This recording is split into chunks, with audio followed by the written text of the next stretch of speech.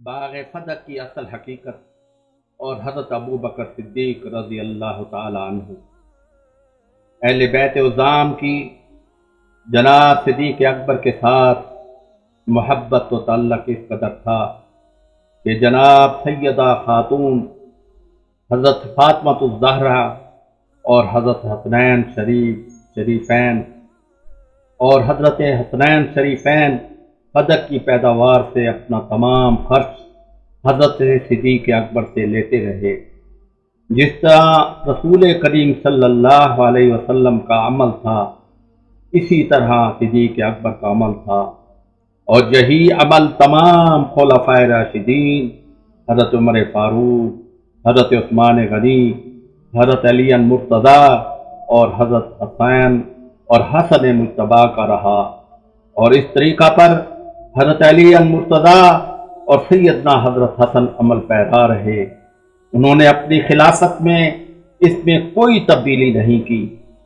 جناب سیدہ فاطمہ رضی اللہ تعالی عنہا حضرت صدیق اکبر سے یہی معاہدہ لیا کہ رسول اکرم صلی اللہ علیہ وسلم کا عمل اور طریقہ جاری رکھا جائے، جس پر حضرت فاطمہ خوش اور راضی ہو گئی، کیونکہ یہی حکم خدا اور رسول اللہ صلی اللہ علیہ وسلم کا تھا۔ اگر ناراض ہوتی تو اپنا تمام خرچ و خوراک حضرت صدیق اکبر سے کیوں وصول فرماتی، اور یہی عمل حضرت امیر المومنین حضرت علی اور حضرت حسن مجتبیٰ کا رہا، اس میں انہوں نے کوئی تبدیلی نہیں کی۔ فقہ جعفری کے معتبر و مستند کتاب شرح نہج البلاغہ صفحہ نمبر 332 مطبوعہ تہران میں سیدنا علی رضی اللہ تعالی عنہ فرماتے ہیں، حضرت صدیق اکبر نے جناب سیدہ کی خدمت میں عرض کی کہ رسول اللہ صلی اللہ علیہ وسلم فدق کے پیداوار سے اہل بیت کا خرچ لیا کرتے تھے،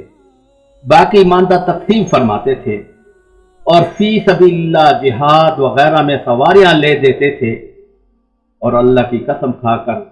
تم سے معاہدہ کرتا ہوں کہ میں فدق میں اس طرح کروں گا جس طرح آن حضرت صلی اللہ علیہ وسلم کرتے تھے۔ تو سیدہ فدق کے اس فیصلے پر راضی و خوش ہو گئی، اور حضرت صدیق اکبر سے اس بات کا عہد لیا، تو حضرت ابو بکر فدق کی پیداوار وصول کر کے کافی وافی خرچ دے دیتے تھے۔ پھر حضرت صدیق اکبر کے بعد امیر معاویہ رضی اللہ تعالیٰ عنہ کی حکومت آنے تک تمام خلفائے راشدین نے یہی عمل جاری رکھا۔ اگر سید فاطمہ ناراض ہوتی تو اپنا خرچ و خوراک حضرت صدیق اکبر سے کیوں وصول فرماتی، حتیٰ کہ سیدنا امیر المومنین حضرت علی کرم اللہ وجہہ اور حضرت حسن رضی اللہ تعالی عنہ نے یہی عمل جاری رکھا، اور اپنے دور خلافت میں بھی تغیر و تبدل نہ فرمایا۔ صحیح بخاری اور صحیح مسلم میں حضرت ام المومنین عائشہ صدیقہ رضی اللہ تعالی عنہا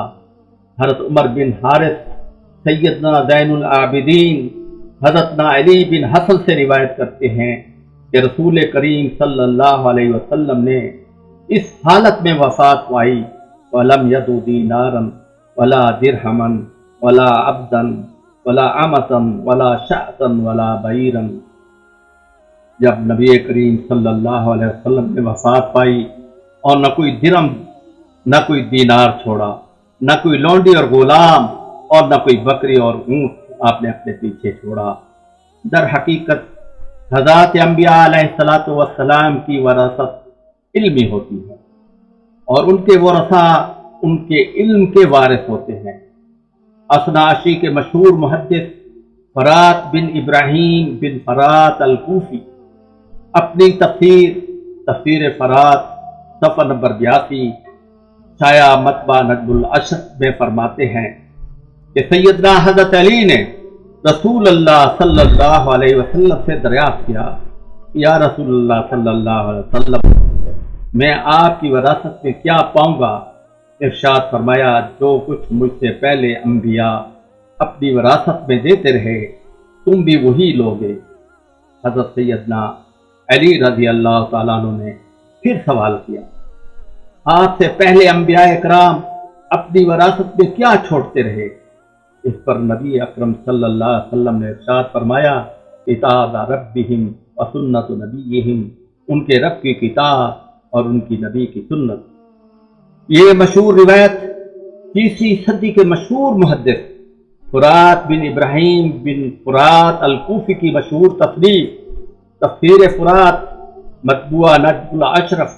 صفحہ نمبر 82 پر درج ہے۔ معلوم ہونا چاہیے علامہ فرات مشہور مفسر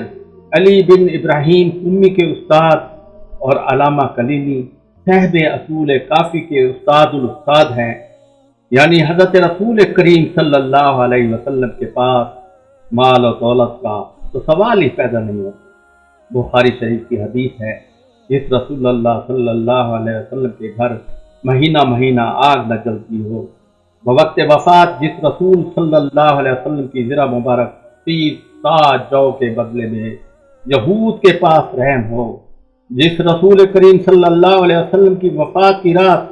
گھر میں چراغ میں حضرت عائشہ صدیقہ رضی اللہ تعالی عنہا ہمسائے سے چراغ میں تیل ڈلواتی ہیں، اس رسول کے گھر میں بھلا مال منال ہوگا؟ ذرا سوچنے کی بات ہے۔ حدیث کی مشہور کتاب مشکات المصابیح میں ارشاد ہے، بے شک انبیاء نہ کسی درہم و دینار کے وارث ہوتے ہیں بلکہ ان کی میراث علمی ہوتی ہے۔ فقہ جعفری کی مشہور کتاب اصول کافی میں ہے، حضور اکرم صلی اللہ علیہ وسلم ارشاد فرماتے ہیں، بے شک علماء انبیاء کے وارث ہیں، اور انبیاء درہم اور دینار کے کسی کو وارث نہیں بناتے، بے شک وہ حدیث رسول کے وارث بناتے ہیں۔ فقہ جعفری کی مستند کتاب احتجاج تبرسی میں ہے، میں نے نبی اکرم صلی اللہ علیہ وسلم سے سنا، فرمایا ہم انبیاء کا گروہ نہ کسی کو سونے کا وارث بناتے ہیں، نہ چاندی کا، نہ مکان کا، نہ زمین کا، بلا شبہ ہم کتاب اور علم و حکمت کا وارث بناتے ہیں۔ در حقیقت حضرات انبیاء علیہ الصلوۃ والسلام کی وراثت علمی ہوتی ہے، ان کے ورثاء ان کے علم کے وارث ہوتے ہیں۔ یہ کوئی دنیاوی بادشاہت نہیں ہے کہ آپس میں وراثت میں مال و دولت تقسیم کرے، ورنہ انبیاء پر یہ الزام آئے گا کہ وہ دنیا میں مال و دولت اور جائیداد بنانے آئے تھے۔ یہ بادشاہت نہیں، یہ نبوت اور رسالت ہے۔ اس لیے حضرت صلی اللہ علیہ وسلم کا ارشاد مبارک ہے کہ ہم انبیاء کی جماعت میں ورثہ نہیں دیا جاتا، جو کچھ چھوڑتے ہیں وہ صدقہ ہے، یعنی مل کے خداوندی ہے، جو اس کے مستحق ہوں گے ان میں تقسیم ہوگا، یعنی غربا، مساکین وغیرہ میں۔ سیدۃ فاطمہ زہرا کی تیمارداری اور بعد وفات غسل کے فرائض زوجہ صدیق اکبر نے سر انجام دیے تھے۔ آپ اندازہ لگائیں کہ سیدہ فاطمہ الزہرا رضی اللہ تعالی عنہا کے حضرت ابوبکر صدیق کے خاندان کے ساتھ کس قدر معدت، محبت اور تعلق تھا۔ صدیق اکبر کی اہلیہ محترمہ اسماء بنت عمیس جناب سیدہ کی ہر طرح کی خدمت میں پیش تھی، حتیٰ کہ خاتون جنت جناب سیدہ کی بیماری اور تکلیف کے وقت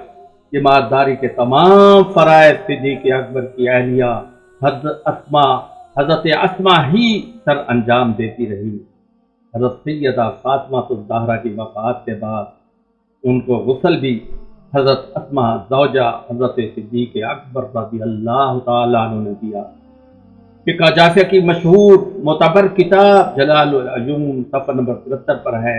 امیر المومنین و اسماء بنت عمیس فاطمہ را غسل دادن، جناب علی المرتضیٰ اور حضرت اسماء بنت عمیس نے جناب سید فاطمہ کو غسل دیا۔ حضرت صدیق اکبر کا سلسلہ بھی جناب رسول صلی اللہ علیہ وسلم اور حضرت علی رضی اللہ تعالیٰ عنہ سے 7ویں پشت میں جا کر ملتا ہے۔ فقہ جعفری کی معتبر کتاب حقائق الحق صفحہ نمبر 7 میں حضرت امام باقر صادق ارشاد فرماتے ہیں کہ صدیق اکبر کی اولاد میں 2 طرح داخل ہوئی، یعنی حضرت ابوبکر صدیق इमाम जाफर सादिक के दो तरफ से नाने होते हैं। हजरत सिद्दीक अकबर के साथ इस कदर गहरे तल्लकात, प्यार और बिरादरी के तल्लकात थे कि जब हजरत अली अल मुर्तज़ा ने और सैयदा फातिमा ज़हरा की शादी हुई तो तमाम ज़रूरियात शादी हजरत सिद्दीक अकबर ही बाजार से खरीद कर लाए। फिका अपना असली की मशहूर किताब जलालुल अयून में तहरीर है कि जनाब रसूल करीम सल्लल्लाहु अलैहि वसल्लम ने इन दिरहमों में से दो मुट्ठी भरकर अबू बकर के हवाले की और बाजार जाने का हुक्म फरमाया कि सैयदा की शादी के लिए सामान खरीद लाओ। मोहतरम नादरीन व सामीन, सैयदना अबू बकर सिद्दीक रज़ी अल्लाह ताला अन्हु और सैयदना हज़रत अली करमल्लाहु वजहू की मोहब्बत व मुअद्दत की इंतहा देखें। फ़िक़्ह जाफ़र की मोतबर किताब अल इरशाद, अलामा मुफीद, सफ़ा नंबर 186 में लिखते हैं, सैयदना अबू बकर सिद्दीक की वफ़ात के बाद आपकी अहलिया हज़रत अस्मा बिन्त अमीस से हज़रत अली ने निकाह किया। उनसे एक बेटा पैदा हुआ जिसका नाम हज़रत अली करमल्लाहु वजहू ने याया रखा। जब सैयदना हज़रत अली रज़ी अल्लाह ताला अन्हु ने हज़रत अस्मा बिन्त अमीस रज़ी अल्लाह ताला अन्हा से शादी की, उस वक्त हज़रत अस्मा से एक बेटा मोहम्मद बिन अबी बकर था जिसकी उम्र 2 बरस थी, जिसकी परवरिश सैयदना हज़रत अली ने की। जब हज़रत अली रज़ी अल्लाह ताला अन्हु खिलाफत पर मुतमक्किन हुए तो मोहम्मद बिन अबी बकर को मिस्र का गवर्नर बनाकर भेजा। ये थी सिद्दीक़ व अली रज़ी अल्लाह ताला अन्हुमा की मोहब्बत की इंतहा। खुदारा उम्मत में तफरका और फितना फसाद न फैलाएं, खुदा का खौफ करें। व आखिर दावाना अनिल हम्दुलिल्लाहि रब्बिल आलमीन।